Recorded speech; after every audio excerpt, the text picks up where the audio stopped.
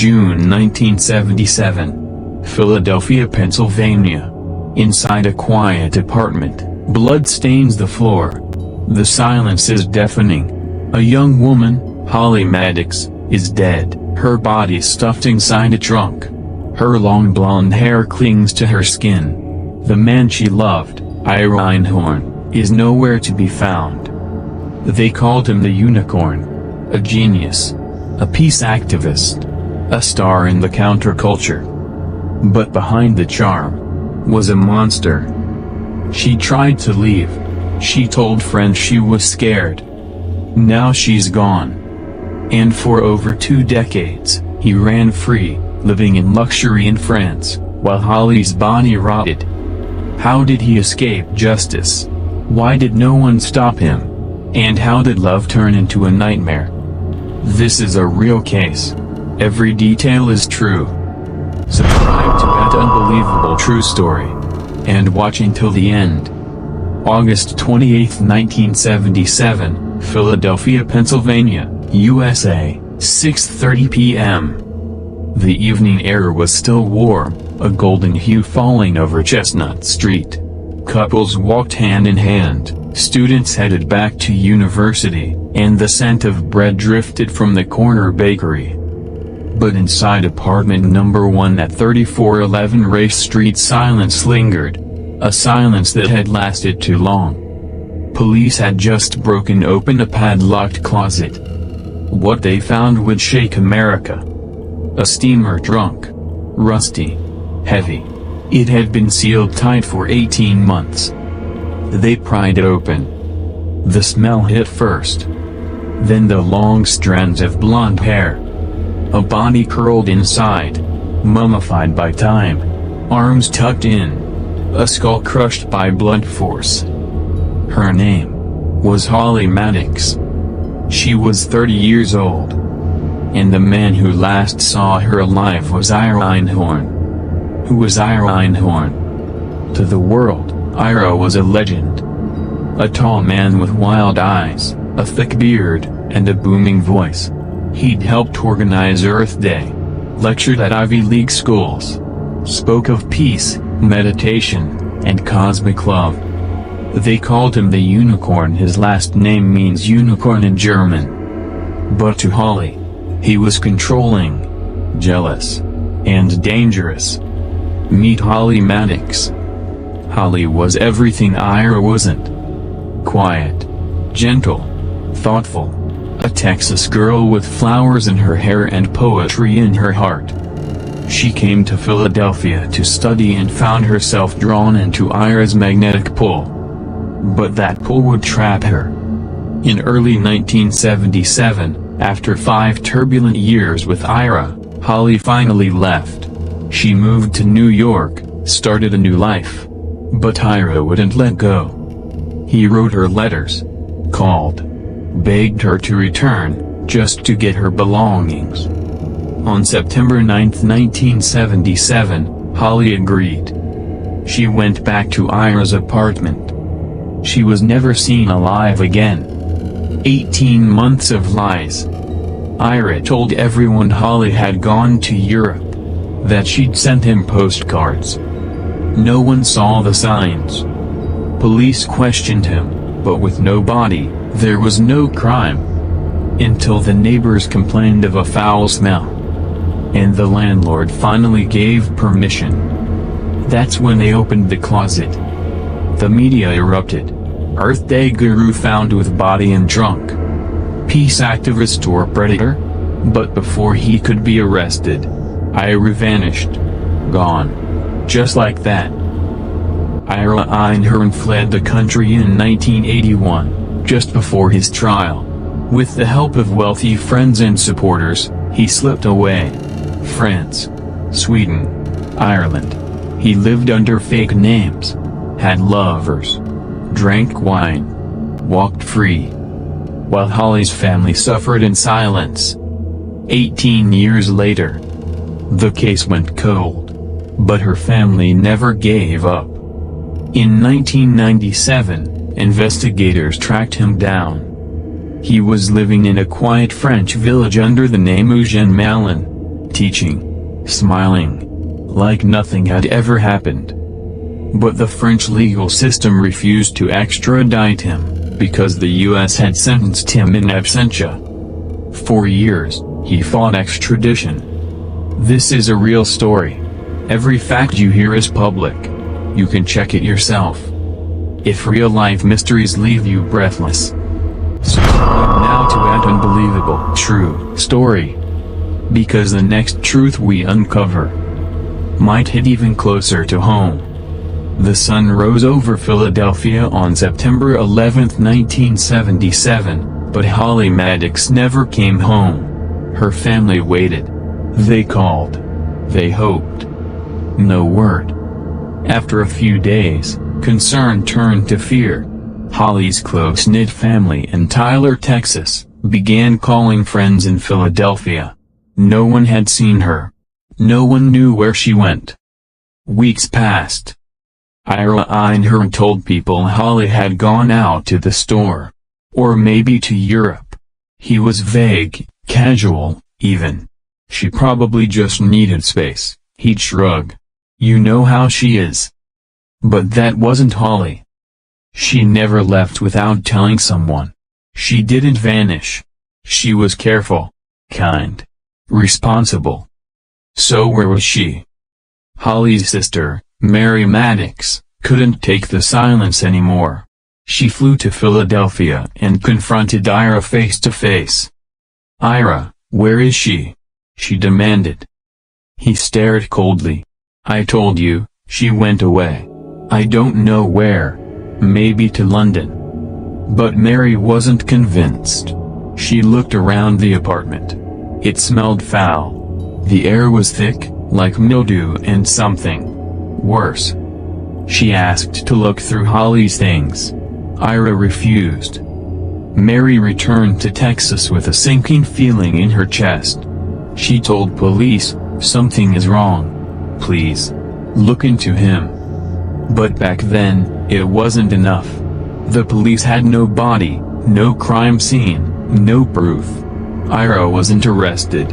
He wasn't even a suspect yet. Just a concerned ex-boyfriend, they thought.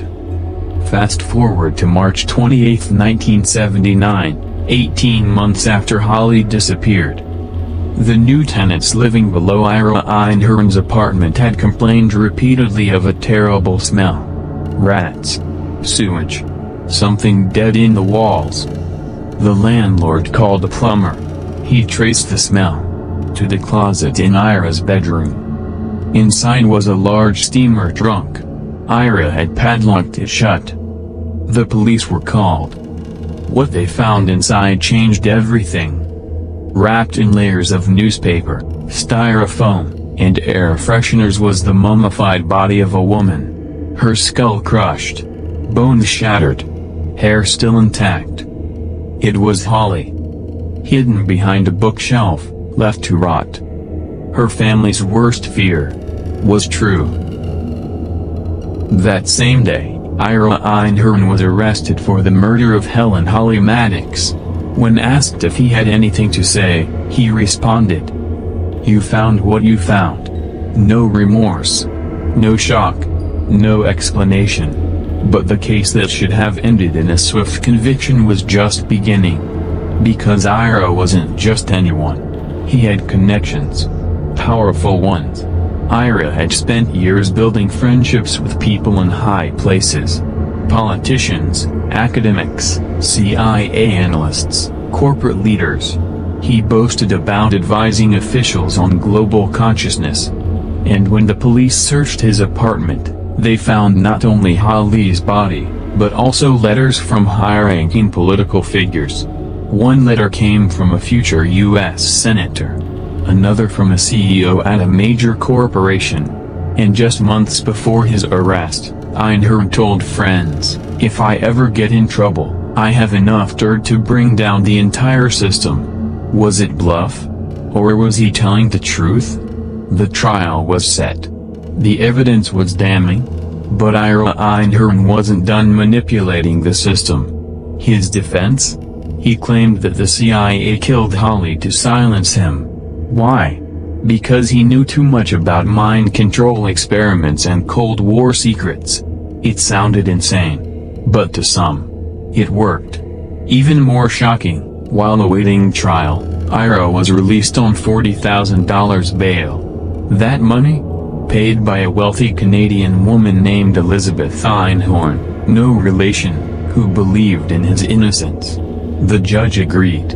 Ira was placed under house arrest. But he wasn't planning to stick around. This is a real story. Every fact you hear is public. You can check it yourself. If real-life mysteries leave you breathless, subscribe now to that unbelievable true story. Because the next truth we uncover might hit even closer to home. In 1981, while under house arrest, Ira Einhorn walked out the door and vanished.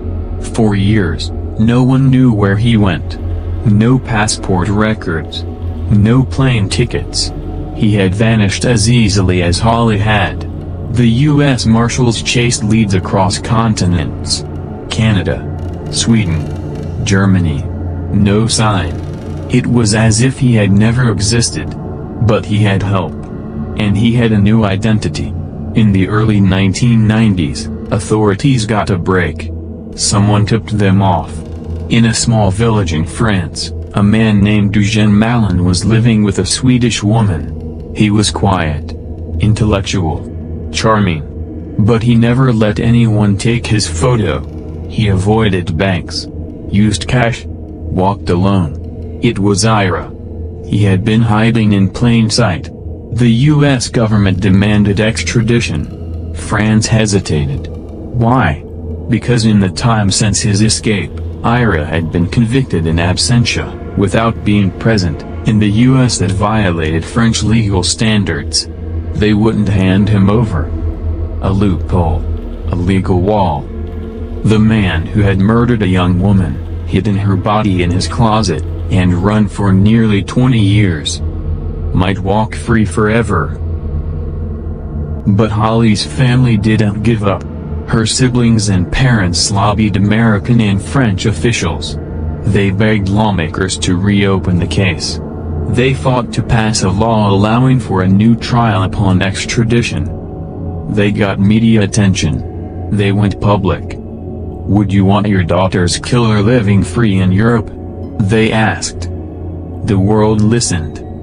Finally, in 2001, after 2 decades on the run, France agreed to extradite Ira Einhorn back to the United States. But justice was still not guaranteed. In 2002, a jury sat in a Philadelphia courtroom. This time, Ira Einhorn was there in person. No longer the confident guru. Now an old man. Gray hair. Hollow eyes. But still defiant. His defense? The same. The CIA did it. He was framed. But the jury didn't buy it. They saw the trunk. The autopsy. The witnesses. The lies. After just 2 hours of deliberation, Ira Einhorn was found guilty of first-degree murder. He was sentenced to life in prison without parole. Ira Einhorn was gone. A bench warrant was issued after he failed to appear at a preliminary court hearing. The message was clear: the man who had claimed to speak for peace and love was now wanted for the cold-blooded murder of Holly Maddox.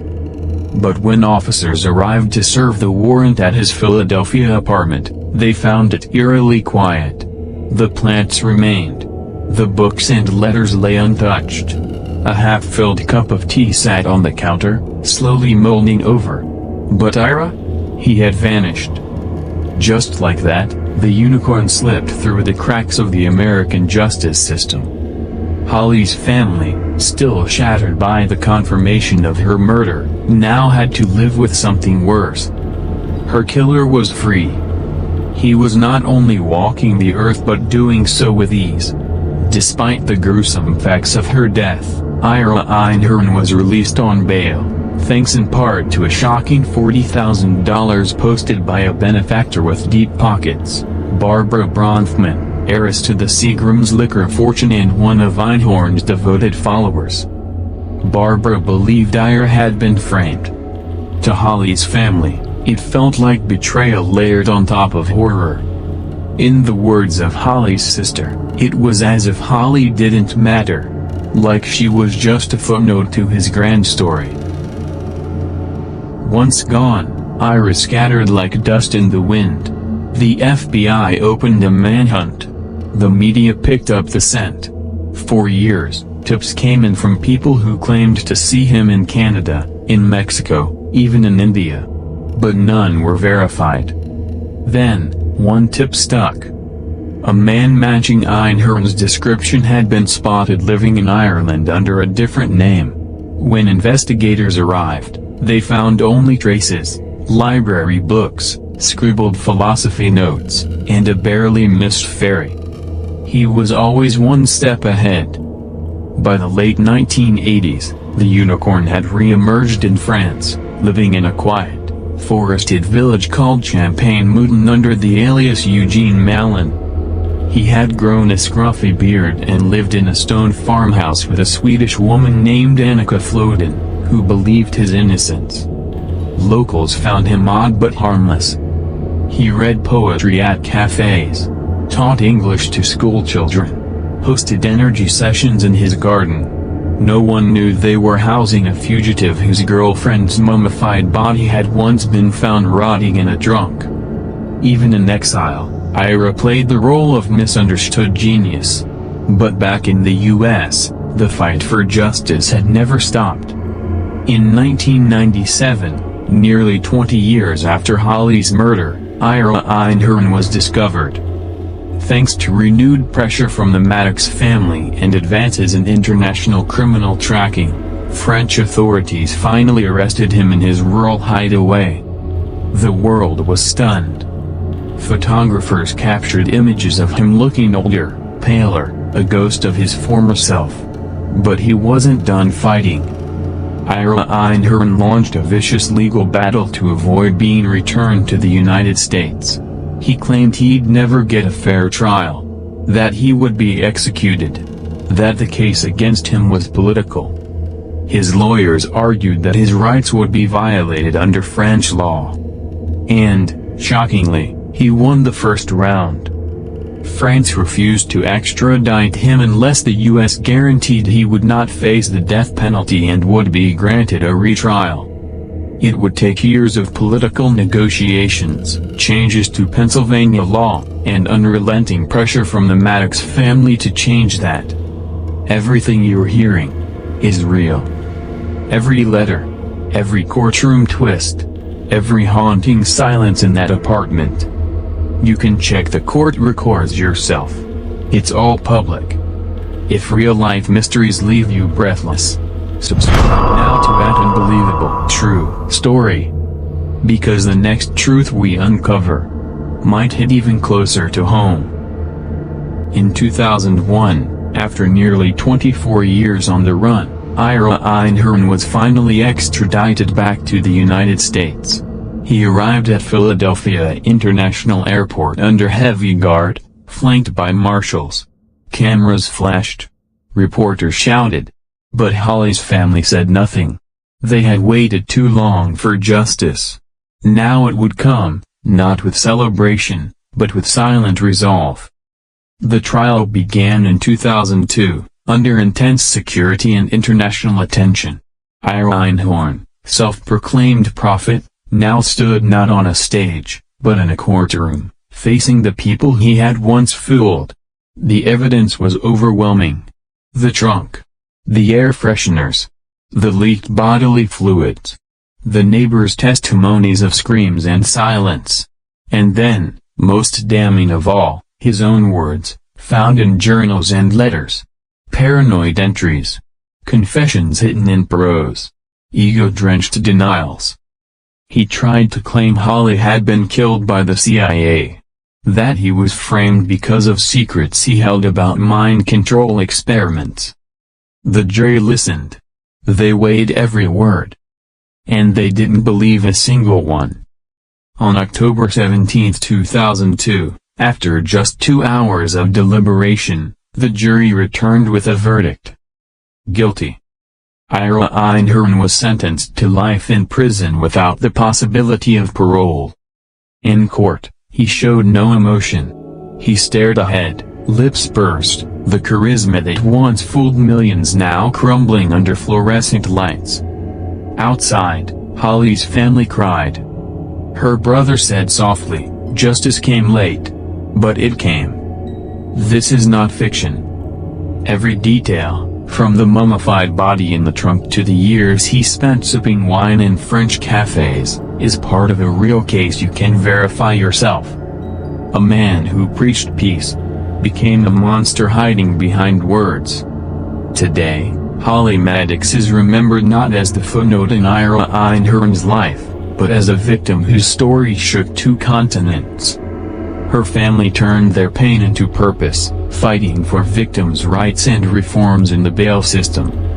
Her life and death sparked debates about how easily intelligence can mask violence, how charm can be weaponized, and how justice, though slow, can still prevail. And Ira? He died in prison in 2020. Alone. Uncelebrated. But the house in Philadelphia still stands. The closet is gone, the trunk removed, but its walls remember. They remember the silence, the stench, the years of denial. And every spring, when flowers bloom in the neighborhood again, the air seems to whisper her name. Holly. Have you heard this story before? What do you think truly happened behind those walls, before Ira Einhorn zipped the trunk closed? If you're drawn to real stories that stay with you, subscribe now to At Unbelievable True Story. Because every week, we reveal the darkest truths hidden in plain sight. Philadelphia, early 2000s. The courtroom emptied, but the echoes of Ira Einhorn's trial remained in Philadelphia and far beyond.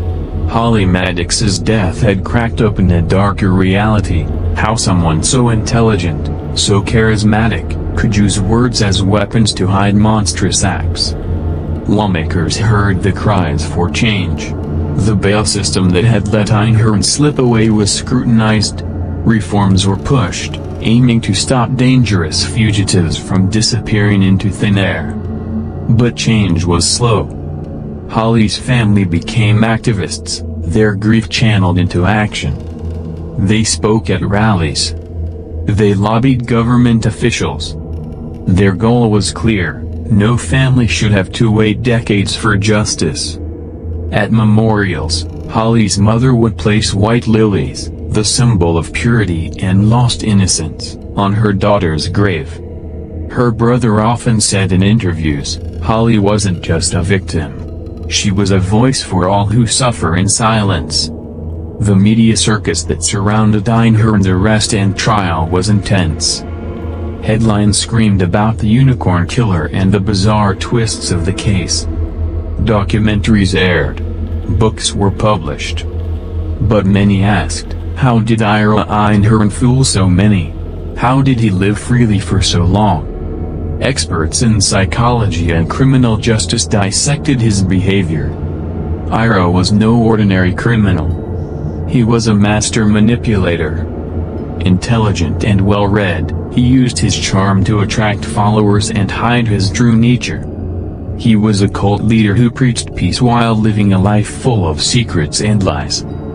His personality showed traits of narcissism, paranoia, and a deep need for control. His followers, like Barbara Bronfman, saw only the surface, a man fighting against a corrupt system. Barbara Bronfman's loyalty to Ira surprised many. She had been one of his strongest defenders, even after the trunk was discovered. Why? Because Ira had convinced her that he was a political prisoner, a victim of a government conspiracy. This cult of personality shielded him for years, buying him time to run and hide. Why the unicorn killer? The nickname came from Ira's obsession with the mythical creature. The unicorn symbolized purity and magic, the opposite of Ira's dark reality. He even created an energy group called the Unicorn Energy, claiming it could heal and bring peace. The irony was chilling, a man who hid a brutal murder behind a mask of light. Despite the verdict, some questions linger. What truly happened on the night in 1977? Did Ira have accomplices? Were there other victims? The police files remain closed, but whispers persist in the shadows. Holly's case raised awareness about domestic violence, cult manipulation, and how the legal system can fail victims. Non-profits sprang up, focused on helping women escape abusive relationships. The case became a cautionary tale, a reminder to look beyond the surface. This is a real story. Every fact you hear is public.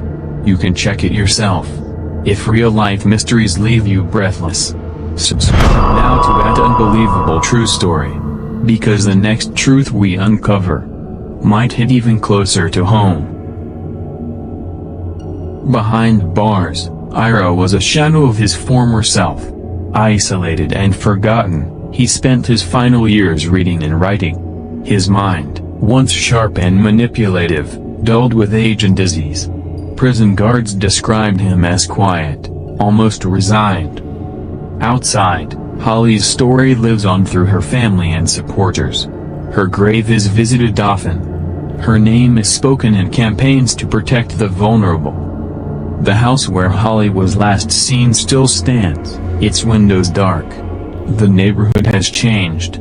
But at night, when the wind blows just right, some say you can hear the soft echo of a scream. A whisper of a lost life. Have you heard this story before? What do you think truly happened behind those walls? Before Ira Einhorn zipped the trunk closed? If you're drawn to real stories that stay with you, subscribe now to that unbelievable true story. Because every week, we reveal the darkest truths hidden in plain sight. Early morning, Philadelphia, present day. The city wakes slowly. Holly Maddox's story lingers like a shadow in the corners of Philly's streets. But justice finally came, decades later. Ira Einhorn's trial dragged on, full of courtroom battles and wild testimonies. He tried to claim innocence again and again. But the evidence was overwhelming. The jury saw through the lies. At last, the verdict came. Guilty of murder in the first degree. Life without parole. No chance of freedom. For Holly's family, it was relief wrapped in sorrow. Some experts believe Ira had more victims. Women who vanished or disappeared quietly. Their names lost to time. Holly's case opened the door, but not all secrets came to light. The case changed how police handle fugitives. It sparked discussions on extradition laws and bail reform. More victims found their voices because of Holly's fight. Survivors of abuse and manipulation spoke out. They thanked Holly's family for courage. Her story became a beacon, warning, hope, and reminder.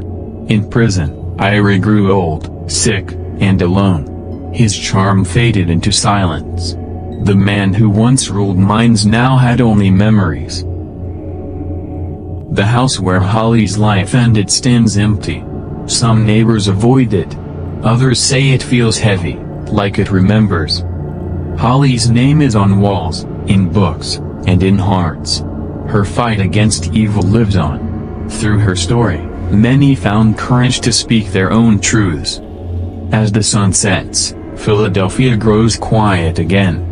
The city keeps its secrets, some told, some forever hidden. And the unicorn, a symbol of purity, remains a haunting reminder of a darkness beneath. Have you heard this story before? What do you think truly happened in the shadows of that house? If you're drawn to real stories that stay with you, subscribe now to that unbelievable true story.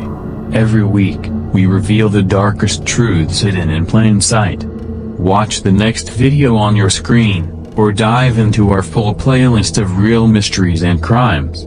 The next story might be even more shocking.